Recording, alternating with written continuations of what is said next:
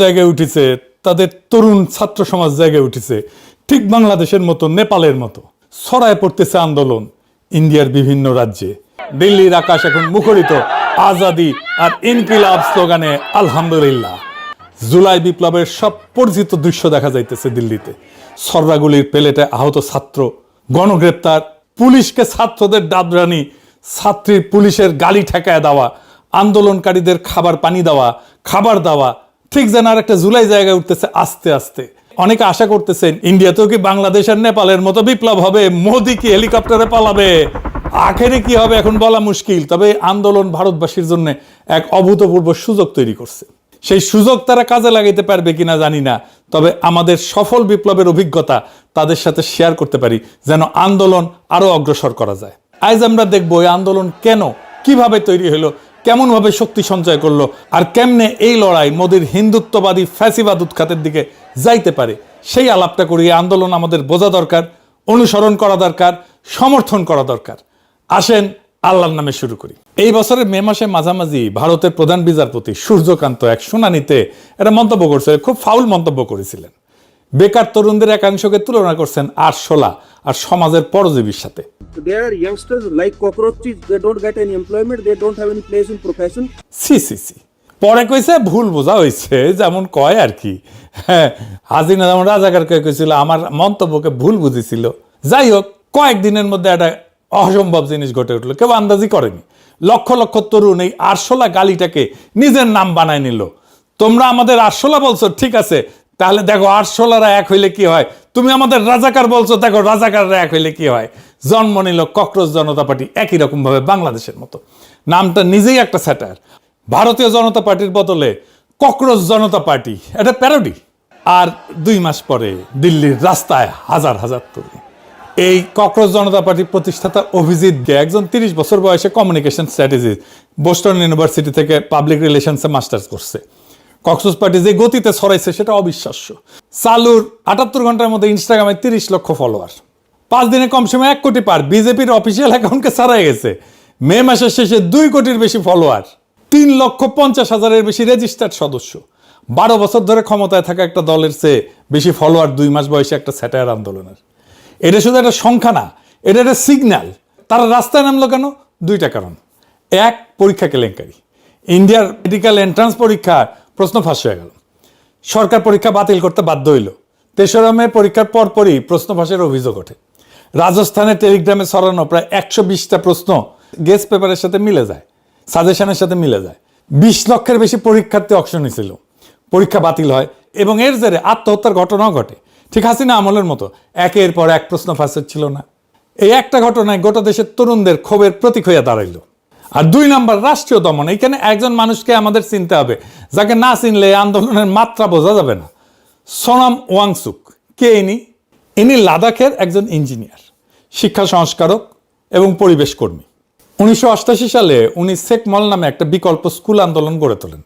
চক, টক আর লাঠির বদলে আনন্দময় বাস্তব দক্ষতা ভিত্তিক শিক্ষা, বিশেষত লাদাখের প্রান্তিক তরুণদের জন্য। এই কাজের জন্য তিনি 2018 সালে এশিয়ার অন্যতম সম্মানজনক রমন ম্যাগসেসে পুরস্কার পাইছিলেন। পরে 2019-এ অনুচ্ছেদ 370 বাতিল এবং লাদাখকে বিধানসভাহীন কেন্দ্রশাসিত অঞ্চল বানানোর পর থেকে তিনি লাদাখের সাংবিধানিক সুরক্ষা এবং রাজ্যের মর্যাদার দাবিতে বারবার অনশন করছেন। কিন্তু ইন্ডিয়া জুড়ে সাধারণ মানুষ তাকে অন্য একটা কারণে চেনে। কথিত আছে 2009-এর ব্লকবাস্টার 3 ইডিয়টসের আমির খানের অভিনীত যে চরিত্র ছিল ফুনসুং ওয়াংডু, এইটা ওয়াংসুকের আদলে তৈরি। নামেও কিন্তু মিল আছে, ওয়াংডু আর ওয়াংসুক। চরিত্রটার সাথে ওয়াংসুকের মিল কিন্তু স্পষ্ট। প্রথাগত শিক্ষা ব্যবস্থার বিরুদ্ধে বিদ্রোহী, উদ্ভাবক, প্রত্যন্ত এলাকায় শিশুদের আনন্দে শেখানো একজন শিক্ষক। এবং আমির খানও কিন্তু ওইরকম লাদাখের আশেপাশেই গেছিল আর কি। সত্য মিথ্যা যাই হোক, জনপ্রিয় মানুষের জনপ্রিয় স্মৃতিতে ওয়াংসুক, ফুংসুক, ওয়াংডু, এই ধারণাটাই তাকে জাতীয় আইকন বানাইছে এবং সেটাই এই আন্দোলনে তার আলাদা ওজন দিছে। এই মানুষটাই 59 বছর বয়সী ম্যাগসেসে জয়ী লক্ষ তরুণের কাছে অল ইজ ওয়েলের প্রতীক। যখন ককরোচ আন্দোলনের সংহতিতে তিনি 3 সপ্তাহ অনশন করলেন আর পুলিশ তাকে জোর করে হাসপাতালে নিয়ে গেল, তখন ক্ষোভ বিস্ফোরিত হইল। একজন সাধারণ কর্মী না, একজন জাতীয় নৈতিক প্রতীকের গায়ে হাত পড়ায় আন্দোলন নতুন মাত্রা পাইল। আর 20 জুলাই 10,000-এর বেশি বিক্ষোভকারী পার্লামেন্টের দিকে মিছিল করলো, দাওয়া দিল। পুলিশ কাঁদানে গ্যাস, লাঠি চালাইল, এইটাই এখন পর্যন্ত মোদী সরকারের বিরুদ্ধে তাদের সবচেয়ে বড় চ্যালেঞ্জ। মূল দাবি এখনো পর্যন্ত শিক্ষামন্ত্রী ধর্মেন্দ্র প্রধানের পদত্যাগ আর পরীক্ষা ব্যবস্থার সংস্কার। এখনো পর্যন্ত মোদী হটাও দাবি তারা তোলেনি, অন্তত এখন না। আমাদের জুলাই বিপ্লবও কিন্তু শুরু হয়েছিল কোটা সংস্কারের দাবিতে, একটা পেটি বুর্জোয়া দাবি নিয়ে। সেটাই হাসিনা উৎখাতের লড়াই হয়ে গেল। এই আন্দোলনটার সাথে জড়ায় আছে তরুণদের বঞ্চনা আর অনিশ্চিত ভবিষ্যতের ঘটনা। হঠাৎ করে কিন্তু এটা জ্বলে ওঠেনি তরুণেরা।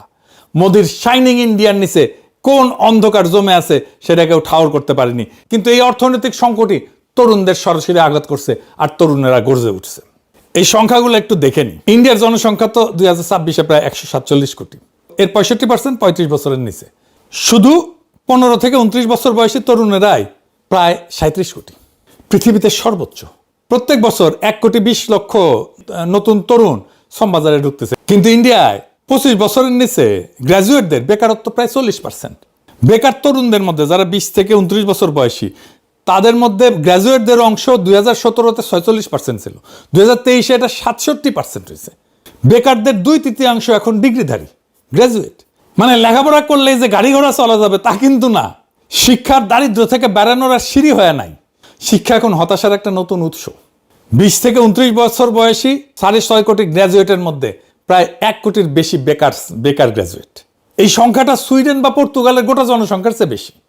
2004 থেকে 2023 পর্যন্ত প্রত্যেক বছর প্রায় 1/2 কোটি গ্র্যাজুয়েট যোগ হইতেছে, কিন্তু চাকরি পাইতেছে 28 লক্ষ। স্যামুয়েল হান্টিংটনের একটা পুরানো ধারণা আছে, যখন একটা সমাজে আকাঙ্ক্ষা বা অ্যাসপিরেশন দ্রুত বাড়ে কিন্তু সুযোগ বা অপরচুনিটি সেই গতিতে বাড়ে না, তখন যেই ফাঁকটা তৈরি হয় সেটাই অস্থিরতার জন্মভূমি। অর্থনীতিবিদরা এটাকে বলে অ্যাসপিরেশন অপরচুনিটি গ্যাপ। ভারতের 36 কোটি তরুণ শিক্ষিত হচ্ছে, স্বপ্ন দেখতেছে, ইনস্টাগ্রামে গোটা দুনিয়ার জীবনযাত্রা দেখতেছে, আর বাস্তবে চাকরি নেই। এই ফাঁকটাই ককরোচ। বঞ্চনাটা বানানো না, সংখ্যায় প্রমাণিত এবং গভীর। এটা নিছক ভাইরাল একটা ট্রেন্ড না। ভারতের তরুণরা অনেকবারই রাজপথে নামছে, এইবারও নামছে, রাজনৈতিক পরিবর্তনও আনছে। আসেন সেইগুলো আমরা একটু ফিরে ফিরে দেখি। ভারতের ছাত্র তরুণদের আন্দোলন এটা নতুন কিছু না। এই আন্দোলনগুলো দেখলে একটা প্যাটার্ন কিন্তু ধীরে ধীরে বাড়ায় আসে। 1974-এ গুজরাট আর বিহারের কলেজগুলোয় ছাত্রগুলো রাস্তায় নামলো। দাবি খুবই সাধারণ, সেনা দাবি, শিক্ষার ফি কমাও, খাবারের দাম কমাও, দুর্নীতি থামাও। আগের বছর ফসল মার খেয়েছিল ওই অঞ্চলে, খাদ্য উৎপাদনে ধস নামছে, মূল্যস্ফীতি থেকেছে প্রায় 17%। মানুষের পেটে টান পড়ছে, আর ছাত্ররা সেই ক্ষোভের প্রথম কণ্ঠস্বর হয়ে উঠল। কিন্তু ছাত্র আন্দোলনের একটা চিরকালীন সমস্যা আছে, উত্তেজনা থাকে, সংগঠন থাকে না। ক্ষোভ থাকে, কিন্তু গোটা দেশের কাছে গ্রহণযোগ্য মুখ থাকে না। বিহারের ছাত্ররা এই দেয়ালে বারবার ধাক্কা খাইতেছিল। তারা তখন এমন একজনের দ্বারস্থ হইল যিনি বহু বছরের সক্রিয় রাজনীতি থেকে দূরে ছিলেন, নাম জয়প্রকাশ নারায়ণ। ইনি কে? ভারতের স্বাধীনতা সংগ্রামের একজন কিংবদন্তি। ব্রিটিশ বিরোধী আন্দোলনে জেল খাটছেন, সমাজতন্ত্রী নেতা হিসেবে নেহরুর সমসাময়িক। কিন্তু স্বাধীনতার পর উনি ক্ষমতার রাজনীতি আর করেননি, ছেড়ে দিয়েছেন। মন্ত্রিত্ব দেওয়া হয়েছিল ওনাকে, প্রস্তাব ফিরাই দিয়েছেন উনি প্রস্তাব। উনি সামাজিক আন্দোলন করতেন, ভূমিহীনদের সাথে কাজ করতেন, জমিদারদের কাছ থেকে জমি নিয়ে গরিবদের বিলায় দিতেন। তার মানে ওনার কোনো পদ ছিল না, দল ছিল না, ক্ষমতার লোভ ছিল না। ঠিক এই কারণেই তার কথার ওজন ছিল অন্য সবার চেয়ে বেশি। 1974 সালে তার বয়স 72 বছর, শরীর ভাঙা, হার্টের রোগ। ছাত্র তখন থেকে নেতৃত্ব নিতে অনুরোধ করলো। একটা শর্ত দিয়েছিলেন যে আন্দোলন হইতে হবে সম্পূর্ণ অহিংস। তারপর রাজি হয়েছিলেন উনি। খেলা ঘুরে গেল। জয়প্রকাশ যোগ দেওয়ার আগে ওইটা ছিল বিহারের ছাত্রদের একটা আঞ্চলিক ক্ষোভ। যোগ দেওয়ার পরে সেটা হয়ে দাঁড়ালো একটা জাতীয় নৈতিক অভিযান। ইনি নাম দিলেন সম্পূর্ণ ক্রান্তি, সম্পূর্ণ বিপ্লব। ছাত্রদের দাবি আর ফি আর খাবারের দামে সীমাবদ্ধ থাকলো না, দাবি হয়ে গেল গোটা ব্যবস্থার পরিবর্তনের। বিরোধী দলগুলো একজোট হইল তার পেছনে, কারণ তাকে কোনো দলের লোক বলে দাগানো যাইতেছিল না। একটা ছাত্র আন্দোলন জাতীয় রূপ নিয়েছিল তখনই, যখন সে একজন নৈতিক কর্তৃত্ব সম্পন্ন ক্ষমতা নিরপেক্ষ মানুষকে সামনে পাইছিল। আজকের ককরোচ আন্দোলনে সোনাম ওয়াংচুক ঠিক সেই ভূমিকায় দাঁড়াইতেছেন মনে হয়। এই বিহারের আন্দোলনের ফলে ইন্দিরা গান্ধীর গদি নড়ে গেছিল। জরুরি অবস্থা জারি হইল, সংবাদপত্র বন্ধ, বিরোধী দলের নেতারা জেলে, জয়প্রকাশ নারায়ণকেও জেলে নেওয়া হয়েছিল। গণতন্ত্র স্থগিত, মনে হইল সব শেষ, ইন্দিরা গান্ধী জিতে গেল। কিন্তু ইতিহাস এইটা T20 না, এটা টেস্ট ম্যাচ, এটা দীর্ঘ খেলা খেলে। 3 বছর পর 1977-এ সেই ইন্দিরায় ভোটে ধরাশায়ী হইল। আর ওই ছাত্র আন্দোলনের গর্ভ থেকে জন্ম নিল একটা গোটা রাজনৈতিক প্রজন্ম, নীতিশ কুমার, লালু প্রসাদ, আরো অনেকে, যারা পরের 40 বছর ভারতের রাজনীতি চালাইছে। আন্দোলন হারে যাও জিতছিল, তবে সঙ্গে সঙ্গে না। এর 16 বছর পর 1990-এ ছাত্ররা আবার রাস্তায় নামছিল। ইন্ডিয়া জাতপাতের বৈষম্য কাটাইতে সরকারি চাকরি এবং শিক্ষা একটা সংরক্ষণের ব্যবস্থা আছে, কোটা সিস্টেম আছে বহু বছর থেকে দলিত আর আদিবাসীদের জন্য। কিন্তু মাঝখানে একটা গ্রুপ রয়ে গেছে ওবিসি, অর্থাৎ অন্যান্য অনগ্রসর শ্রেণী, জনসংখ্যার প্রায় অর্ধেক, কিন্তু যারা অস্পৃশ্য না আবার উচ্চবর্ণও না। 1979 সালে বিপি মণ্ডলের নেতৃত্বে একটা কমিশন সুপারিশ করছিল যে এদের জন্য 27% একটা সংরক্ষণ কোটা দরকার। রিপোর্টটা 10 বছর ধরে ফেলায় রাখা হয়েছিল আলমারিতে, কোনো সরকারি ছোঁয়ার সাহস পায়নি। 1990 প্রধানমন্ত্রী ছিল ভিপি সিং, উনি ভিপি সিং সেটা কার্যকর করার ঘোষণা দিলেন, আর তখনই আগুন লাগলো। রাস্তায় নামলো মূলত উচ্চবর্ণের শহুরে ছাত্ররা, দিল্লি বিশ্ববিদ্যালয় থেকে শুরু করে। তাদের ভয় 27% যদি সিট চলে যায় আর চাকরি যদি চলে যায় আমাদের কি থাকলো। আন্দোলন ছড়াইলো সারা দেশে, তা এমন মরিয়া চেহারা নিল যে ছাত্ররা প্রকাশ্যে গায়ে আগুন দিতে শুরু করলো। রাজীব গোস্বামী নামের এক ছাত্রের জ্বলন্ত শরীরের ছবি হয়ে উঠলো সেই সময়ের প্রতীক। 74-এর সাথে পার্থক্যটা দেখেন, জেপির আন্দোলন ছিল সমাজের নিচতলার পক্ষে, বঞ্চিতদের হয়ে, আর মন্ডল বিরোধী আন্দোলন ছিল উল্টা, প্রতিষ্ঠিত সুবিধাভোগীদের সুবিধা রক্ষার লড়াই। দুটোই ছাত্র আন্দোলন, দুটাতেই তরুণরা রাস্তায়, দুটাতেই আত্মত্যাগ, কিন্তু ইতিহাসের দাঁড়িপাল্লায় দুটার ওজন কি এক না। ছাত্ররা রাস্তায় নামলে সেটা প্রগতিশীল হয়ে যায় না, এই কথাটা আজকের কক্সবাজারের ক্ষেত্রে মাথায় রাখতে হবে। যেমন শাহবাগের তরুণ আর জুলাইয়ের তরুণরা কি এক? কোনটা প্রগতিশীল? শাহবাগ প্রতিক্রিয়াশীল আর জুলাই প্রগতিশীল। তরুণরা কি চাইতেছে তা না, প্রশ্নটা হলো কারো হয়ে চাইতেছে। আর এই আন্দোলনের ফল আসলে খুব দ্রুতই, বিজেপি ভিপি সিং এর উপর থেকে সমর্থন তুলে নিল, আর নভেম্বরে ভিপি সিং সরকার পড়ে গেল। দেখে মনে হলো আহা, আন্দোলনের সরকার ফেলাই দিল। না, ভিপি সিং এর সরকার ছিল একটা ভঙ্গুর জোট সরকার, নিজের কোনো সংখ্যাগরিষ্ঠতা ছিল না, বাইরে থেকে দুই বিপরীত মেরুর সমর্থনে টিকেছিল, একদিকে বিজেপি আর একদিকে বামপন্থীরা। অদ্ভুত ব্যাপার, এই সরকার এমনিতেই সুতায় ঝুলতেছিল, রাস্তার চাপ শুধু শেষ ধাক্কাটা দিছে। সরকার পড়ছিল সংসদের ভেতরে, রাস্তায় না। বাম আর বিজেপি একসাথে সরকারকে সমর্থন দিছিল, আজীব ব্যাপার না? এরপরে 2011 দিল্লির যন্তর মন্তরে অনশনে বসলো একজন প্রবীণ গান্ধীবাদী সমাজকর্মী, আন্না হাজারে। মহারাষ্ট্রের গ্রামে পানি সংরক্ষণের কাজ কইরা পরিচিত হয়েছিলেন, ঠিক একই জায়গায় যেখানে আজকে কক্রোচরা বসে আছে। দাবি একটাই, একটা শক্তিশালী দুর্নীতি বিরোধী প্রতিষ্ঠান লোকপাল দিতে হবে। প্রেক্ষাপট তখন কমনওয়েলথ গেমস আর 2G স্পেকট্রামের মতো বিশাল কেলেঙ্কারি হইতেছে, একের পর এক ফাঁস হইতেছে দুর্নীতির কথা, কেলেঙ্কারির কথা। মধ্যবিত্ত রাস্তায় নেমে আসলো, 24 ঘন্টায় টিভি চ্যানেলে লাইভ সম্প্রচার করলো। তরুণ স্বেচ্ছাসেবকরা মোমবাতি হাতে জড়ো হইল, ফেসবুক টুইটার উপসে পড়লো। আবার সে একই সূত্র, একজন ক্ষমতা নিরপেক্ষ নৈতিক কর্তৃত্ব সম্পন্ন প্রবীণ, তার পেছনে ক্ষুব্ধ তরুণেরা। সরকার সরাসরি পড়েনি, লোকপাল আইন শেষ পর্যন্ত পাশ হয়েছিল, তবে অনেক পানি ঘোলা কইরা। কিন্তু আসল ফল ছিল অন্য জায়গায়। এই আন্দোলনের পেট থেকে বেড়ায় আসলো একটা নতুন রাজনৈতিক দল, আম আদমি পার্টি। আর 3 বছর পর 2014-তে কংগ্রেস জোট ক্ষমতাচ্যুত হইল। আম আদমি পার্টি দিল্লিতে দুর্দান্ত করলো, পাঞ্জাবেও পৌঁছাইলো, কিন্তু জাতীয় বিকল্প হইয়া উঠতে পারলো না। শহুরে শিক্ষিত মধ্যবিত্ত ভিত্তির বাইরে বেড়ানো তার পক্ষে কঠিন হয়ে দাঁড়াইল। এটা মনে রাখবেন, এই ঘটনা ঘটছে জাসদের ক্ষেত্রে, এনসিপির ক্ষেত্রেও। আর কক্রোচ আন্দোলনের সামনে ঠিক একই ফাঁদ আহা কইরা আছে, আর একটা আম আদমি হয়ে যাওয়ার ফাঁদ। এবার দুইটা সাম্প্রতিক ঘটনা, এই দুইটাই মোদী সরকারের আমলে। প্রথমটা সিএএ এনআরসি বিরোধী আন্দোলন, 19 থেকে 20, নাগরিকত্ব আইনের সংশোধন করে দেশ জুড়ে বিক্ষোভ, বিশ্ববিদ্যালয় ক্যাম্পাসগুলো উত্তাল, দিল্লির শাহিনবাগে মাসের পর মাস ধরে বসে থাকা নারীদের অবস্থান, বিশাল আবেগ ঘন ছবির মতো সুন্দর প্রতিরোধ, কিন্তু শেষ পর্যন্ত রাষ্ট্রীয় দমন, দিল্লিতে দাঙ্গা হইল, আর তারপরে কোভিডের ধাক্কা। সব মিলে আন্দোলন স্থিমিত হয়ে গেল, আইনটা রয়ে গেল, কিন্তু তার ঠিক পরেই আসলো দ্বিতীয় আর একটা ঢেউ। এবং এইটাই এই গোটা ইতিহাসের সবচেয়ে গুরুত্বপূর্ণ অধ্যায়, কৃষক আন্দোলন। 2020 থেকে 21 তিনটা নতুন কৃষি আইনের বিরুদ্ধে পাঞ্জাব এবং হরিয়ানার কৃষকেরা ট্রাক্টর নিয়ে দিল্লির সীমান্তে এসে বসে পড়লেন। শুধু বসে পড়া না, তারা সেখানে রীতিমতো সংসার পাতলেন, রান্নাঘর করলেন, লাইব্রেরি হইল, চিকিৎসা শিবির হইল, এখানে পত্রিকা ছাপা হইতো। শীত গেল, গ্রীষ্ম গেল, কোভিডের ঢেউ গেল, তারা নড়ল না 1 বছরের বেশি সময়। আর 1921 নভেম্বরে যা ঘটলো তা প্রায় অভাবনীয়। মোদী নিজে টেলিভিশনে এসে ঘোষণা দিল 3টা আইনই প্রত্যাহার করা হইতেছে। कुछ किसान भाइयों को हम समझा नहीं पाए, किसी को भी दोष देने का नहीं है। आज मैं ये बताने आया हूं कि हमने 3 कृषि कानूनों को वापस लेने का, रिपील करने का निर्णय लिया है। কেন কৃষকরা পারলেন যেখানে সিএ আন্দোলন পারল না? কারণ কয়েকটা। কৃষকদের ছিল একটা সুনির্দিষ্ট সীমিত দাবি, এই 3টা আইন বাতিল করো, ব্যাস।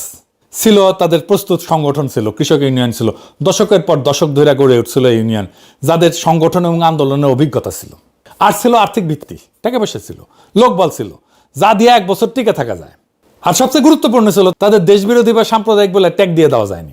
সংখ্যাগরিষ্ঠ সম্প্রদায়ের মানুষ ছিল, সবাই হিন্দু ছিল, শিখ ছিল।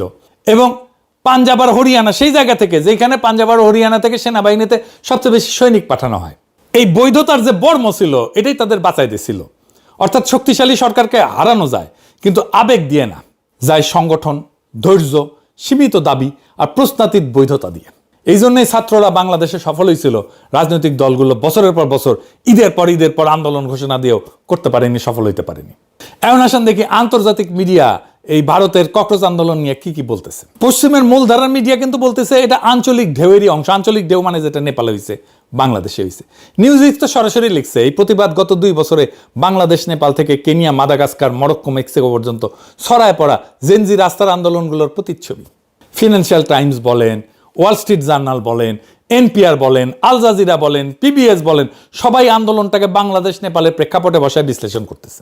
আমি যেটা বললাম এই প্রথমে অর্থনীতি, ওয়াল স্ট্রিট জার্নাল অর্থনীতিকে মূল কারণ হিসেবে দেখাইতেছে। দ্রুত বর্ধনশীল অর্থনীতি, কিন্তু তরুণদের চাকরি নেই, এটাই ওয়াল স্ট্রিট জার্নাল বলছে। এখন এই আন্দোলন মোদির পতনের দিকে যাবে কিনা সেটা ভবিষ্যৎ বলবে। তবে মোদিকে যথেষ্ট চাপে তো ফেলবেই। এই আন্দোলন যদি সারা ভারতের সব রাজ্যে ছড়ায় যায় তাহলে একটা বিপ্লবাত্মক অবস্থা সৃষ্টি হইতে পারে। তবে এই আন্দোলন যেটা স্পষ্ট করছে, ইন্ডিয়ান সমাজের গভীরে মোদির শাসনের বিরুদ্ধে বিপুল সংখ্যক মানুষ ক্ষুব্ধ, কিন্তু তারা কথা বলতে পারে না, পথে নামতে পারে না, এবং এরা রাজনৈতিক দলের পিছনে দাঁড়াবে না। বাংলাদেশের মতোই কোন একটা নৈতিক কর্তৃত্ব সম্পন্ন তরুণরা যদি আসে তাদের পিছনে ঝাঁপে পড়বে। তারা কথা বলার স্পেস পেলেই তারা রাস্তায় নেমে আসবে, তাদের সমর্থন জানাবে। সারা ভারতের তরুণ সব রাজ্যে পথে নামুক। এই সুযোগে মোদির হিন্দুত্ববাদকে পরাজিত করার সুবর্ণ সুযোগ আশা করি ইন্ডিয়ার তরুণ সমাজ হারাবে না। আজ হোক কাল হোক মোদির শাসন শেষ হবে, মোদির পতন হবে, মোদির হিন্দুত্ববাদ পরাজিত হবে। ভারতের তরুণেরা তাদের শক্তি চিনতে শুরু করছে। মোদির পতনের পর ভারত বাংলাদেশের সম্পর্ক নতুন করে শুরু হবে। এই উপমহাদেশের রাজনীতি পাল্টায় যাচ্ছে, যাইতেই হবে। আমরা এই মহান পরিবর্তন দেখে যেতে পারবো ইনশাল্লাহ। হাসিনা পলাইছে আর তার নাগর মোদি পলাইবে না, এইটা হয় না। আমাদের জীবনে হেলিকপ্টার করে মোদিকে পলাইতে দেখা হবে এক বেহেশতি সুখ। আশা করি খোদা তাআলা আমাদের সেই সুখ থেকে বঞ্চিত করবেন না। ইনকিলাব জিন্দাবাদ, আজাদি জিন্দাবাদ, ককরোচ জনতা পার্টি জিন্দাবাদ।